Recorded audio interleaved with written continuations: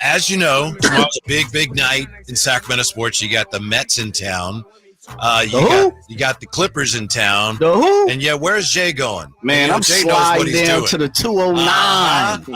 The 209. Coming back with a little Haiti, baby, because we're sliding to the 209. Yeah, what's going on in the 209? I heard there might be a G League championship game that might be played somewhere in Stockton. I'm not 100% sure. Our next guest will definitely let us know, though. Yeah, tomorrow night, Game 2 G League Championship Series, and nice enough to join us. It was great meeting him in Stockton last week. Coach of the Stockton Kings, Quinton Crawford. How are you today, Coach Q? Man, all is well. All is well. I appreciate you guys having me on here, man. Appreciate it. Yeah, we appreciate your time. We know you're always busy, but especially now. So what stood out to you about the way Game 1 of this series went down, Coach? You know what? It was good. It was our guys came ready. Obviously, we didn't have enough that night, but we just got to do a better job on some of the margins, winning some of the margins, offensive rebound, and the turnovers. And I think if we handle some of those things, we'll have a better outcome.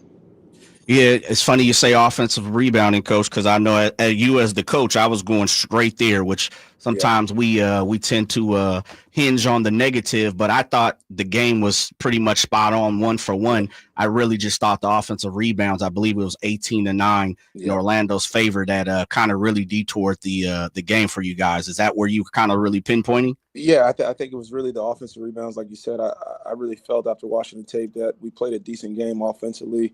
Defensively in the half court, we guarded relatively well. We just couldn't keep them off the glass.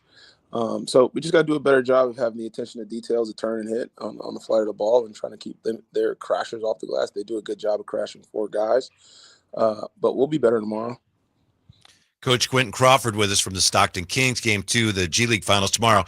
We've been joking about Mason Jones. He's been just a scoring machine. Last week when we were there, somebody said, he's got the green light. And we said, he's got the green light. He's got the yield. He's got the do not back up, severe tire damage. He's got all the signs. How true is that? And how proud have you been and pleased with the way he's carried the offensive load that he's carried? Man, I'm unbelievably proud of him. I think he obviously the green light, whatever color light you want to give him, he does have that. But the best thing about what Mason's doing right now is he's just playing the right way. He's taking what the game is giving him.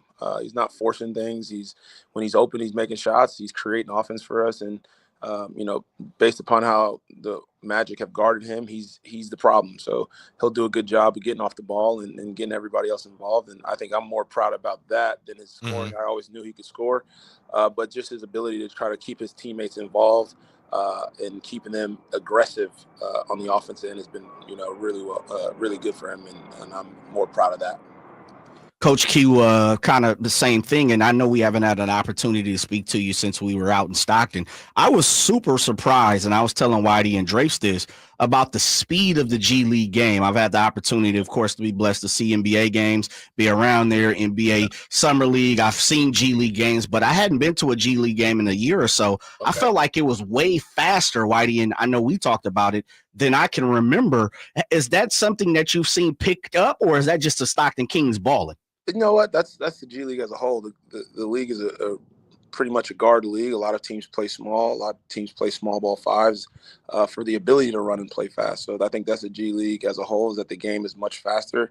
It's more analytically driven. So teams, they love the rim and they love shooting transition three. So I think the G League in general is a fast league. And obviously we try to play up-tempo basketball here with the Stockton Kings just so we can play against cross matches and have opportunities to attack early in the clock before defenses do get set. So I just think, to answer your question, I think that's just what the G League is.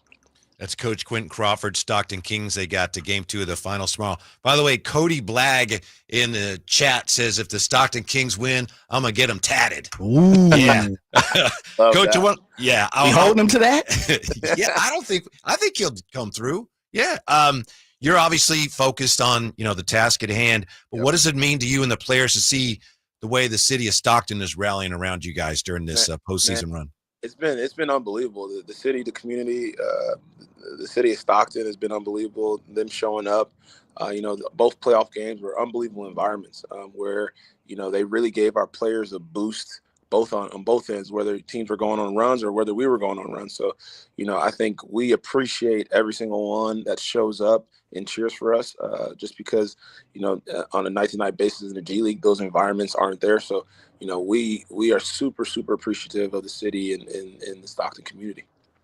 Coach Q, I'd be remiss, and this is something that I didn't have an opportunity to oppose on you a couple weeks ago. I mean, I just wanted to say you've done a great job in your first year of head coach, especially following some of the likes that you have. Of course, the legendary Bobby Jackson. Yeah. Have you felt like at any point in time this season, like, what, this is my squad? Or do you feel like, you're still learning? And I know you're still learning, but did you feel at any point in time it's comfortable to say, what, these are my guys? Yeah.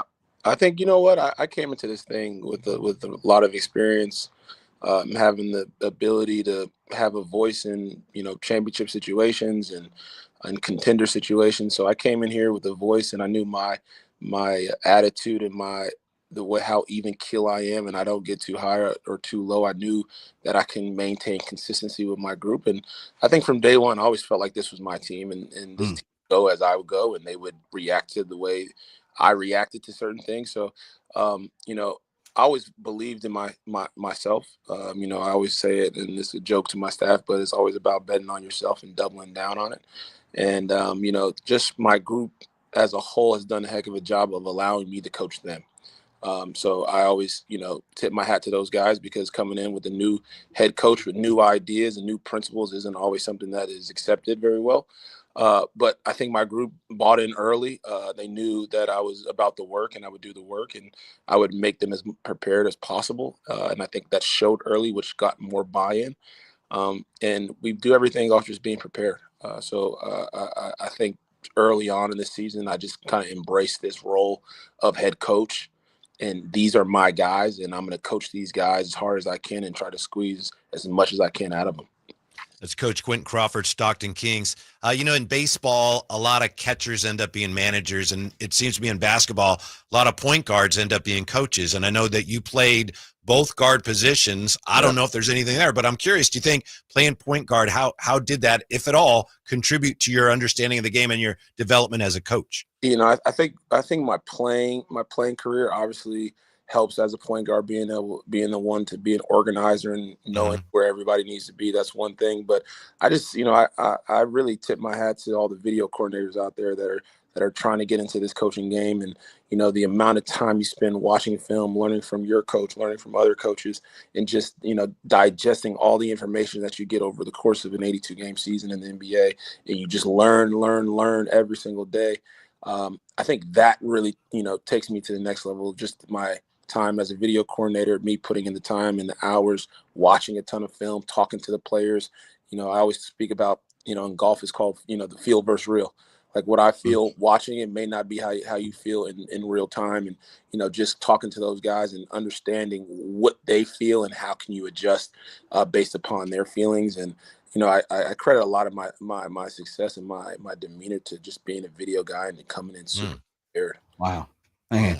Coach Q, one of the guys that I've kind of paid attention to all season, and, we have the names of Isaiah Crawford and Isaac Jones and Mason Jones. Guys are on G League two-way contracts, but someone that I've kind of been a proponent of is Terry Taylor, and he had a great game in game one. What's your take on TT heading into game two, and where's his headspace at right now, Coach? Man, I think TT's in a really, really good headspace. He understands what needs to be done as we go into game two. He's been the guy that's been carrying the load, just like Mason Jones has been carrying the load. He's done it all for us. He's played a little point guard. He's played a little small ball five. He's just a versatile utility knife that can do a little bit of everything, and he does it very well. So he's in a good headspace. Had a really good conversation with him, and as well as the whole team this afternoon during our film session of what needs to happen going into game two. And I think they're all on board, and I think we're going to have a better result tomorrow. Ooh, I'm feeling a win, Whitey. I know. I feel it too. Yeah, it's coming. By the way, Cody says, "Oh yeah, Whitey, I'm gonna get it." So, with that tattoo, Coach. We know you're very busy. Thanks as always for your time. We appreciate it. Best of luck tomorrow. We hope to talk to you again real soon. Thank you, guys. Appreciate you guys. Appreciate you, Coach. Best of luck. Kings got it going on. Oh, they're about to get the dub. Yeah, the dub coming, and it's supposed to be a packed house. I'm excited. I'm not a big fan of Osceola. No, I ain't never even heard of him. Yeah. Do you know there's actually a street in Stockton called Osceola Way? Are you serious? They should shut it down. I'm sure the people that live there wouldn't be happy about that or work there, but there's, Osceola Really? Way Is it spelled the same exact way? Yeah. Ooh, we should do something about that.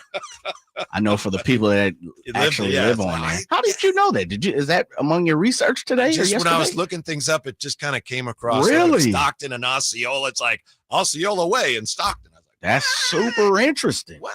I had no clue of that. When we come back, Vegas A's of West Sacramento continue to work out the bugs. Next on Sactown Sports. Friday night, Kings and Clippers.